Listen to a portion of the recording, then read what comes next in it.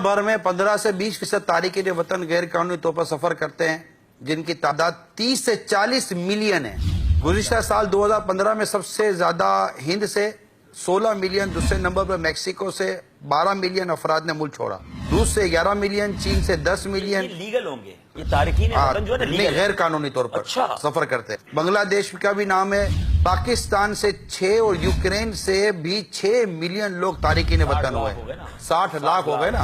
अक़वाम मुत्तहिदा के मुताबिक समुद्र पार करने की कोशिश के दौरान एक हफ्ते में 14,000 से ज्यादा अफराद एक हफ्ते में डूबने से बचाया गया, जबकि सैकड़ों अफराद किश्तियां डूबने के नतीजे में समुद्र में बह गए। आलमी तंजीम है, वो भी अक़वाम मुत्तहिदा के तहत एक आदत और शुमार बयान करते हैं कि 2016 में बहरे रोम में डूब कर हलाक होने वाला या लापता होने वाले अफराद की तादाद 4,690 है। अल्लाह, यूँ समझे कि इंसानों की गोया कि एक स्मगलिंग है कि किस तरह गैर कानूनी तौर पर एक मुल्क से दूसरे मुल्क लोग भेजे जाते हैं। ये रोजाना की बुनियाद पर से 500-600 के साथ ये इलीगल बॉर्डर पार करवाते हैं, और ये ईरान के रास्ते फिर ये इसको घुमा घुमा कर तुर्की ले जाते हैं। और तुर्की में जिस तरह बताइए को मैं तो कह रहा हूँ, आसान नहीं है, ऐसा नहीं है कि अब सीढ़ी चढ़े ईरान आ गए, उधर से सीढ़ी उतरे तो तुर्की चले गए। चोरी छिपे बॉर्डर क्रॉस करवाया हमें, 2-2.5 महीने रास्ते में लगे हमें। वहाँ जाके ना हमें 2-2 घंटे पैदल भी चलना पड़ा। पहाड़ी के पीछे हम गए हैं तो मैं समझा मैं अकेला हूँ, उधर तकरीबन 210 आदमी थे। कमाने की लालच, मालदार बनने की तमा इंसान को कैसे कैसे लोगों से मिलाती है।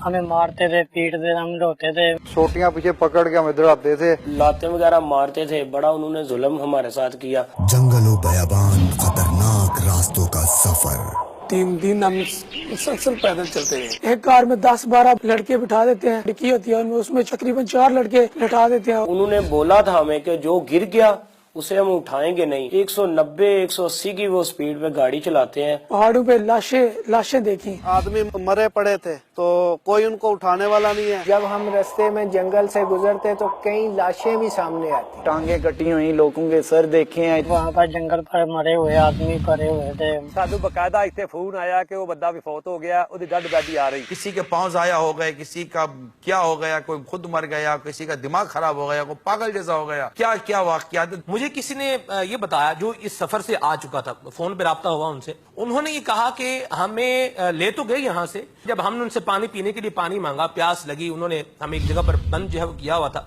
हमने कहा हमें पानी चाहिए, उन्होंने कहा पानी बिल्कुल मिलेगा, लेकिन 5,000 रुपए का 1 लीटर पानी मिलेगा। उन्होंने कहा कि हम 4 लोग मिलकर 10,000 रुपए में 2 लीटर पानी जो है वो लेते थे और फिर जो है वो उस पर गुजारा करते थे। ये सिर्फ पाकिस्तान का मसला नहीं है, ये दुनिया भर की पॉपुलेशन का प्रॉब्लम है। यूँ समझिए कि कुछ यहाँ पाकिस्तान से गए तो कुछ किसी और मुल्क से आए, कुछ किसी और मुल्क से आए, तो एक जगह पर जमा करेंगे, फिर वो बारी बारी करके निकालते हैं। सर्दी में पहाड़ों में, पानियों में, बर्फों में चलाया जाता है। 2 दिन तक मुसलसल बर्फानी पहाड़ों में चलते रहे।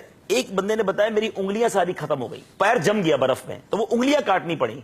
अब वो बता रहा है बगैर पैर की उंगलियों के किस काम का हूं इस मुल्क में। एक के हाथ की उंगलियां खत्म हो गई। एक ने बताया कि मेरे साथ मेरे वालिद थे, मेरे वालिद का इंतकाल हो गया चलते में, मुझे रुकने नहीं दिया उन्होंने, कहा बाप को छोड़ दो, रुकोगे तो तुम भी मर जाओगे पीछे।